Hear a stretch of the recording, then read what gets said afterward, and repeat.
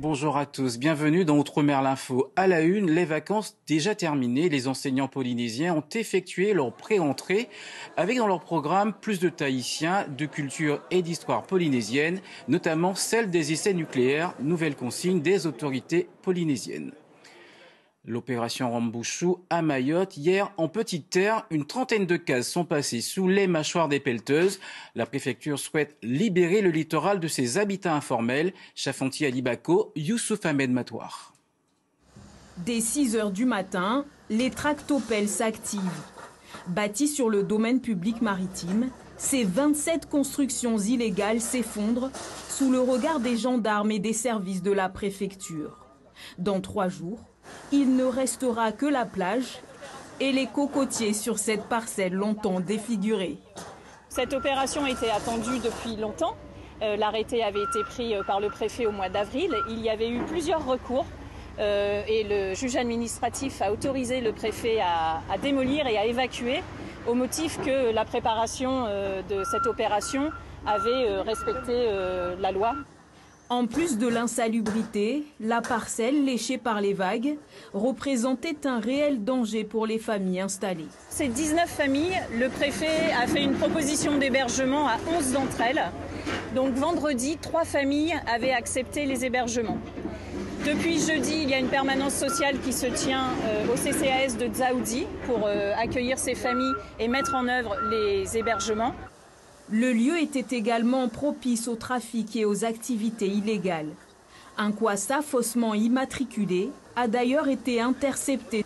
Les affaires maritimes ont saisi 10 embarcations illégales. Au total, depuis le début de l'opération Wambouchou, plus de 400 cases ont été démolies sur 1000 identifiées. Le service d'accès à Internet par satellite Starlink débarque en Outre-mer. Son concepteur Elon Musk promet une solution abordable à tous. Objectif, réduire la fracture numérique observée dans plusieurs de ces territoires. Les explications de Nora Nonet. 50 cm, 4 kg, cette parabole posée sur un toit et on obtient Internet au débit sans coupure et à prix cassé. 230 € pour un forfait de base contre 1800 € aujourd'hui à Wallis. La technologie Starlink par satellite du milliardaire Elon Musk est déjà présente dans 150 foyers de l'archipel. Mais selon des témoins anonymes, un flou juridique règne autour de ce nouvel opérateur.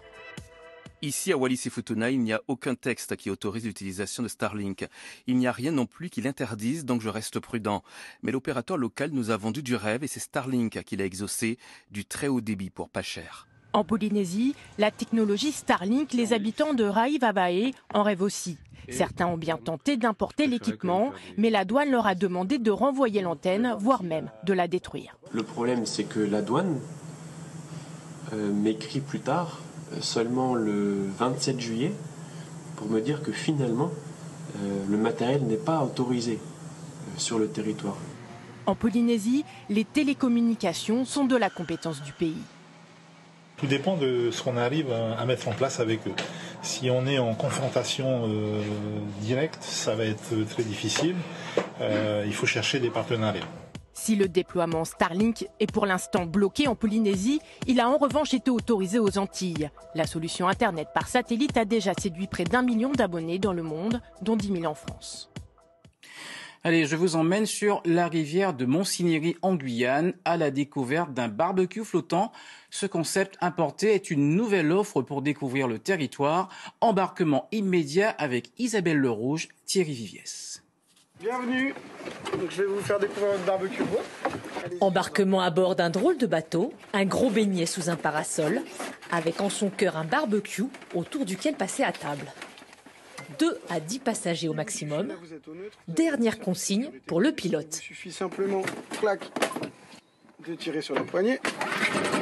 Larguer les amarres, l'embarcation prend le large, le début d'une croisière à petite vitesse.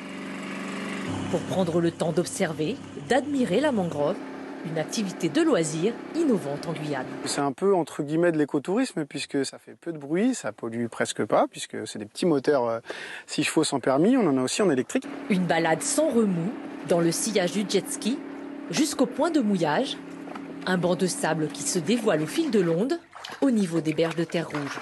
Ça permet de redécouvrir un peu Tonnet Grande qu'on a un peu délaissé et c'est sympathique surtout. C'est ça le but, c'était de passer une bonne journée agréable. Rien de tel que l'exploration du site pour s'ouvrir l'appétit. Des grillades, des viandes grillées, du poulet, des côtes de porc, enfin des choses simples à griller. Seuls 2 barbecue boats naviguent aujourd'hui sur les eaux guyanaises.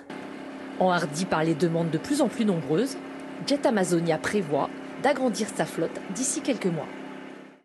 Football mondial féminin, 8e de finale, France-Maroc, un duel fratricide pour une place en quart de finale. Le match déchaîne les passions.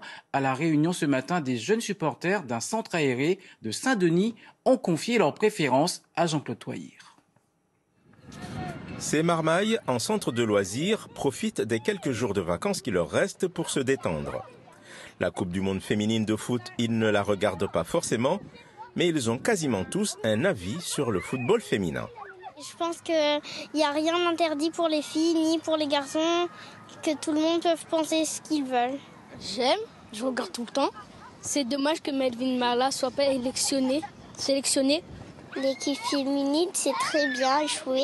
Je pense pas que les sports sont interdits pour les filles et les garçons, car le football, c'est pour tout le monde. Avant, on disait que c'était pas du tout un sport de filles, parce que on pensait que les garçons étaient plus forts que les filles. Mais maintenant, les filles montent plus que les garçons. Alors, quelques pronostics pour ce France-Maroc? J'espère que la France va gagner. Tu penses que c'est qui va gagner cet après-midi? Maroc. C'est vrai, pourquoi? Parce que j'adore le Maroc.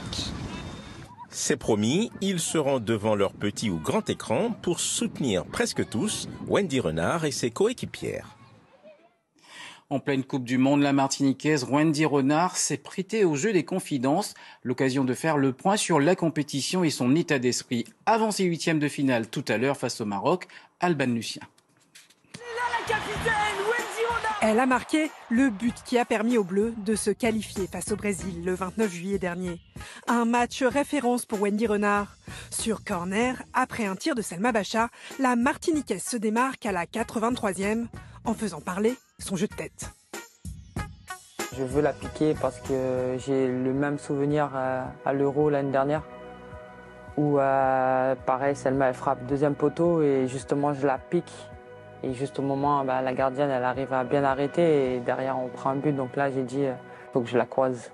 Un but de la joueuse, mais une réussite collective pour la capitaine qui revient de loin. En raison d'un conflit avec l'ancienne sélectionneuse des Bleus, Wendy Renard avait initialement annoncé son retrait de l'équipe de France en février dernier.